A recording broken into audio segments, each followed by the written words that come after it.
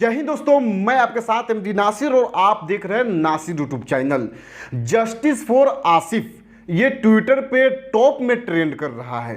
ये आसिफ कौन है मैं आपको बता दूं कि आसिफ मेवात का रहने वाला एक युवा था जो जिम ट्रेनर था, जिन साथ असामाजिक तत्वों ने कह लीजिए कि एक खास समुदाय के लोगों ने उनके साथ मॉब लिंचिंग कर दी है और आखिरकार उनको इतने बुरी तरीके से पीटा गया था कि उनका इंतकाल भी हो गया। और उनको पीटने के बाद जब उनका इंतकाल हो गया तो उनके लाश को उठाकर फार्म हाउस में फेंक दिया।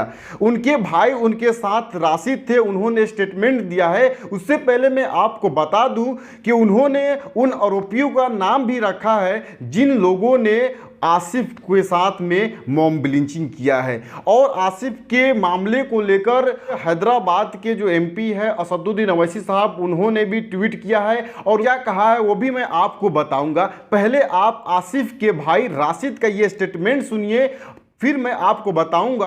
दवाई लिए, वहाँ से हमने दवाई लेके हम चले सीधे। हमने वो जक्खूपुर पास किया था और जक्खूपुर पास करने के बाद अचानक पीछे से एक गाड़ी की आवाज़ आई जिसने हमें पीछे से टक्कर मारी। और फिर टक्कर मारने के बाद आगे से जो गाड़ी आई उसने एक गाड़ी सड़क पे बिल्कुल आड़ी लगा दी। गाड़ी लगने के बाद हमारी उससे टक्कर हुई। फिर एक तीसरी गाड़ी ने हमें पीछे से साइड से टक्कर मारी। साइड से टक्कर लगने के बाद जैसे हमने गाड़ी बढ़े, हमारी गाड़ी खड्डे में जाकर बदल गई। उसके बाद उसमें मेरे ही गांव के 7-8 बंदे जिन्होंने मुझ पे हमला किया। मुझ पे हमला करने के बाद जब मुझ में कुछ नहीं बचा, मुझे छोड़ा, मेरे भाई को उस गाड़ी से निकाला और उस गाड़ी से निकाल कर मेरे भाई को मार दिया और मारकर नगली के फार्म हाउसों में फेंक दिया, जिसमें कुछ बाहर के लोग, उदा का, उसका नाम संदीप है, और एक भाई, एक लड़का है उसका जक्खोपुर का जिसका नाम कालू सनोप राजन, और जो ये गांव के हैं आपके, जो गांव के अडवाणी और पटवारी और जी सर, और क्या नाम है उनका, ऋषि, कुलदीप और जी कुलदीप और जी सोनू और भीम और महेंद्र और जी सर एक का नाम है वो अनु। टोटल कितने, लगभग कितने बंदे होंगे जो टोटल लगभग सब समय जो बाहर से काफी लोग आए हुए थे। काफी लोगों में बाहर के लोग कम से कम 15 से 20, 40, 30 से 35 तो कम से कम होंगे जिन्होंने इस वारदात को अंजाम दिया था हमारे साथ। हमें कोई भी इस चीज की कोई भी पता नहीं थी, नहीं हमें कोई रंजिश थी उससे, नहीं कुछ था, कोई पहले कभी छोटी मोटी रंजिश हुई थी और हमें कोई ऐसा एतबार नहीं था कोई हम पे हमला कर देगा। हम तो सीधे दवाई के लिए घर के लिए निकले थे अपने, और रास्ते में इन्होंने हमला किया और हमारे भाई को खत्म कर दिया। आपने इस वीडियो में देखा और मरहूम आसिफ के भाई राशिद का अपने स्टेटमेंट सुना।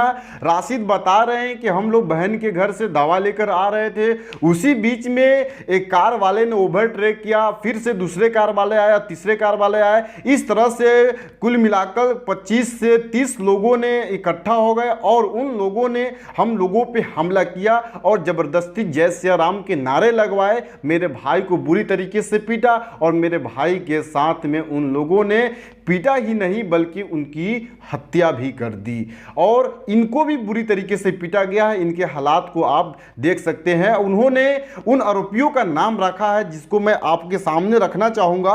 उन्होंने कुछ बताया कि कुछ बाहर के लोग थे जिनका नाम संदीप बता रहे हैं और दूसरा कालू राजन है। गांव के भी कुछ लोग थे जिनका भी नाम राशिद ने बताया है। वो गांव के रहने वाले एक अडवाणी है, दूसरे पटवारी है, तीसरे ऋषि है, चौथे सानू है, महेंद्र है और अनु है। इस तरह से उन्होंने कुछ आरोपियों का नाम रखा है जिन लोगों ने आसिफ के साथ में मॉब लिंचिंग किया है। तो ये घटना आज मेवात में पहली नहीं है, इससे भी पहले आपने देखा होगा कि मोहम्मद इखलाक के साथ में और भी बहुत सारे ऐसे मुस्लिम भाइयों के साथ में मेवात हरियाणा में मॉब लिंचिंग हो चुकी है। तो आज खट्टर सरकार की व्यवस्था, उसकी कानूनी व्यवस्था किस सिचुएशन में है आप समझ सकते हैं। और इस देश में जब से भाजपा की सरकार बनी है, कह लीजिए कि मोदी की सरकार बनी है, तब से लगातार लोगों के साथ, मुसलमानों के साथ खास करके मॉब लिंचिंग होते आ रहे हैं। तो ये बहुत ही दुखद घटना है। और आज हमारा देश एक ऐसे महामारी से गुजर रहा है जिस महामारी में लोग, बहुत सारे लोग मारे जा रहे हैं, चारों तरफ तराही तराही माम है। और इसी बीच में बताइए कि एक खास समुदाय के लोग किस तरह से मुसलमानों के ऊपर जुल्म ढा रहा है, उनके साथ मॉब लिंचिंग कर रहा है। दूसरी तरफ वही मुसलमान जो अपना कार बेचकर हिंदू भाइयों की मदद कर रहा है, अपने ऑटो को एम्बुलेंस बनाकर लोगों की मदद कर रहा है। तो मुसलमान अपने जी जान से हिंदू भाइयों की मदद कर रहा है इस महामारी में, कोई ऑक्सीजन देकर, कोई वेंटिलेटर से,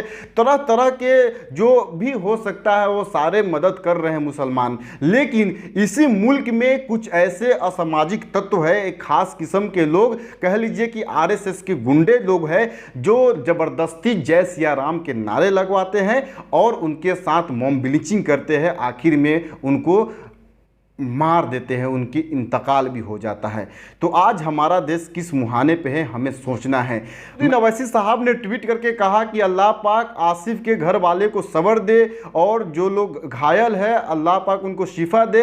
उन्होंने के जो मुख्यमंत्री है खट्टर, उनको उन्होंने टैग किया और उनको बताया कि आपके राज्य में देखिए कि किस तरह का कानूनी व्यवस्था है जहां पे लोगों के साथ में मॉब लिंचिंग हो रहा है। आज इस देश में किस तरह से आज मुसलमानों के साथ में कुछ खास किस्म के लोग उनके ऊपर हमला करते हैं और ज़बरदस्ती जय सिया राम के नारे लगवाते हैं और उनको आखिरकार मार दिए जाते हैं। तो असदुद्दीन अवैसी साहब ने भी इस घटना की मजम्मत किया है, निंदा किया है। और मैं भी अल्लाह से दुआ करता हूं कि अल्लाह पाक मरहूम आसिफ को जन्नत दे, उनके घर वाले को सब्र अता फरमाए, जो घायल है अल्लाह पाक उनको शिफा दे।